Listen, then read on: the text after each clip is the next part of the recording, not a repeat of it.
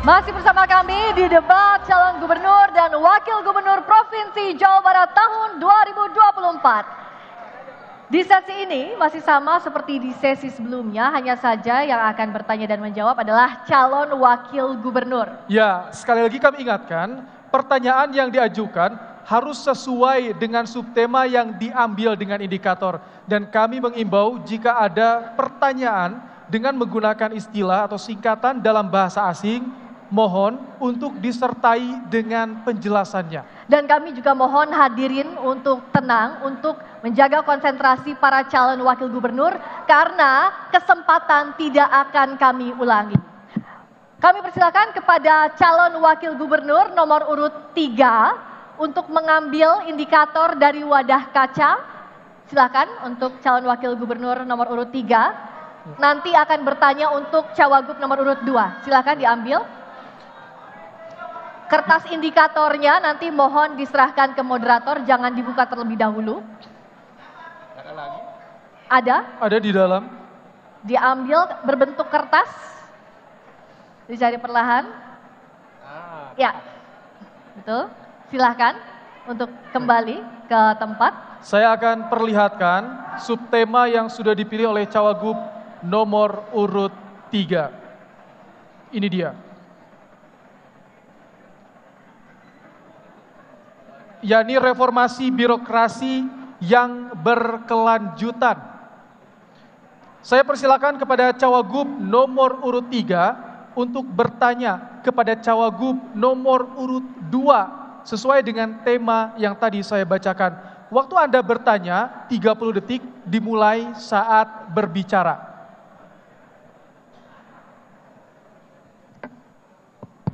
Terima kasih. Tadi pertanyaan mengenai reformasi birokrasi berkelanjutan, benar ya? Baik, saya ingin bertanya kalau menurut Bapak bagaimana kita bisa mengintegrasikan aspek keberlanjutan. Ini satu hal yang sangat penting sebenarnya bukan saja di birokrasi secara menyeluruh. Itu ada hal terkait dengan lingkungan hidup, dengan iklim, dengan emisi, tapi bagaimana bisa itu diselaraskan dengan birokrasi? Sekian dari saya, terima kasih. Baik, kita atur ulang waktunya, mohon tenang. Berikutnya kami persilakan cawagup nomor urut 2 menjawab dalam waktu 45 detik dimulai saat berbicara. Sebelum menjawab, saya mau mengucapkan terima kasih dan respek saya buat semua ASN yang telah bekerja dengan baik melayani masyarakat. Hormat dari saya untuk segala pelayanannya. Tapi memang terkadang sering terjadi masalah dalam reformasi birokrasi sehingga tidak sustain, tidak berkelanjutan, ada masalah ini dan itu yang harus kita tangani. Saya sepakat dengan yang tadi Pak JJ bilang bahwa yang pertama harus digitalisasi, kita minimalisir pertemuan tatap muka untuk mengurangi kasus korupsi atau main belakang. Yang kedua, merit system, ASN yang baik, yang berkompeten, kita akan tingkatkan tunjangan kinerjanya sehingga ini hal akan terus berjalan selama 5 tahun dalam pemerintahan kami. Baik, waktu Anda sudah habis. Waktu Anda sudah habis. Saya beri kesempatan untuk cawagup nomor 3 menanggapi jawaban dari cawagup nomor urut 2. Waktu Anda 45 detik dimulai saat berbicara. Iya, terima kasih. Saya kira yang harus kita buat selain dari apa yang tadi sudah disebut oleh Kang Ronald, kita harus membuat satu sistem yang lebih lintas. Karena aspek keberlanjutan itu masalahnya bukan di satu dinasnya saja. Itu banyak dinas yang harus kita gabung. Misalnya sebagai contoh, sampah. Sampah itu satu masalah besar, tapi tidak ada satu dinas pun yang menyeluruh. Dia bertanggung jawab untuk itu. Maka itu kalau saya keluar rumah dan saya warga Jawa Barat sejak tahun 96, langsung saya ketemu sampah. Karena memang itu susah diurus karena semuanya harus kerjasama. Jadi aspek terkait dengan lintas itu penting sekali. Sekian dari saya, terima kasih. Baik, cukup. Kita atur ulang waktunya. Berikutnya kami berikan kesempatan kepada cawagup nomor urut 2 menanggapi kembali dalam waktu 45 detik dimulai saat menjawab. Pak Ilham, sebetulnya pemerintah daerah Provinsi Jawa Barat ini meraih predikat A dalam evaluasi reformasi birokrasi dari Kemenpan RB. Sebetulnya sudah bagus. Cuman Paradoksnya adalah Jabar ternyata menjadi penyumbang korupsi di kabupaten kota terbesar di Indonesia. Artinya apa? Ada sistem pengawasan reformasi birokrasi yang tidak berjalan dengan baik. Bapak saya, Bupati Pangandaran, sudah terbukti bisa menjalankan reformasi birokrasi di 2 periode kepemimpinan di Pangandaran. Saya kira apa yang Pak Jajal lakukan di Pangandaran bisa diadopsi, dilakukan di Provinsi Jawa Barat. Baik, waktu Anda sudah habis. Selanjutnya saya persilakan kepada calon wakil gubernur nomor urut 4 untuk mengambil indikator subtema dari wadah kaca.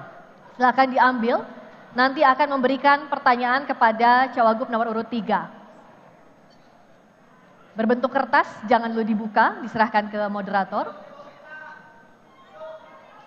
Ya, silakan kembali ke tempat. Mohon tenang, hadirin mohon tenang, karena kami tidak akan memberikan kesempatan menjawab kembali. Baik, kita buka dulu indikatornya. Indikatornya adalah pengembangan talenta digital. Baik, kami persilakan calon wakil gubernur nomor urut 4 untuk bertanya kepada cawagup nomor urut 3 sesuai dengan subtema tadi dalam waktu 30 detik dimulai sejak berbicara. Saat ini di Jawa Barat belum semua daerah mempunyai common center, juga creative center. Nah, bagaimana nanti nomor urut 1 bisa membangun, mohon maaf, nomor urut 3 untuk bisa membangun seluruh creative center tersebut dan membangun talenta muda kita lebih baik lagi ke depan. Baik, berikutnya kami persilakan cawagup nomor urut 3 menjawab pertanyaan dalam waktu 45 detik dimulai sejak berbicara. Ya, terima kasih atas pertanyaannya. Kalau menurut saya, kalau pemerintah mohon maaf, bagus untuk membangun infrastruktur. Tapi untuk mengisi program itu susah. Karena pengalamannya mereka bukan berlaku. Jadi pemerintah harus kerjasama dengan organisasi kemasyarakatan. Jadi banyak organisasi yang bagus-bagus, LSM dia punya program kerja untuk creative center seperti itu, mereka bisa mengisinya daripada kita membuat creative center tapi nggak ada kegiatan, sudah bagus, sudah mahal, harus kita isi dengan ada kegiatan. Jadi harus lintas lagi. Kita harus mengajak teman-teman dari misalnya Karang Taruna atau dari organisasi lain untuk dia mengisi creative center itu dengan adanya program. Kalau dinas-dinas itu biasanya tidak ada kemampuan, mohon maaf. Baik, waktu Anda sudah habis. Saya beri kesempatan cawagup nomor urut 4 untuk menanggapi jawaban dari cawagup nomor urut 3. Waktu Anda 45 detik dimulai saat berbicara, silakan.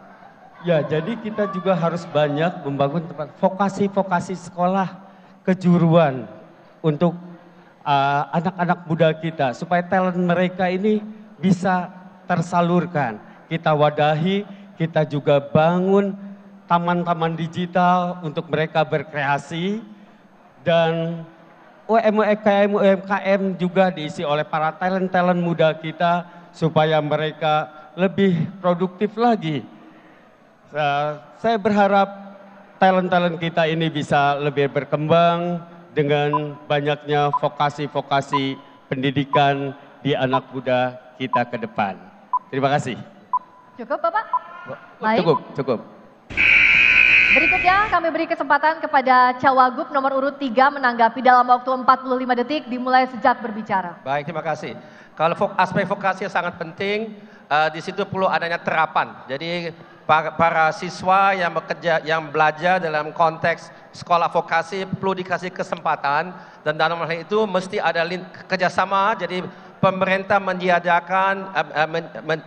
menyediakan, kemudian dia juga fasilitasi, dia berinisiasi, harus kolaborasi dengan misalnya Kadin atau dengan asosiasi-asosiasi profesi-profesi terkait dengan digital. Kemudian kita harus menyediakan fasilitas yang tadi kita sebutkan secara gratis untuk pemuda-pemuda kita di tempat-tempat tertentu, terutama di tempat-tempat ibadah, sehingga masalah digital paket itu tidak menjadi masalah lagi karena itu disediakan secara gratis. Baik, waktu habis. Terima kasih.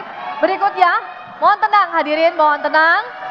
Berikutnya kami persilakan kepada calon wakil gubernur nomor urut 1 mengambil indikator di wadah kaca untuk nanti bertanya kepada cawagup nomor urut 4.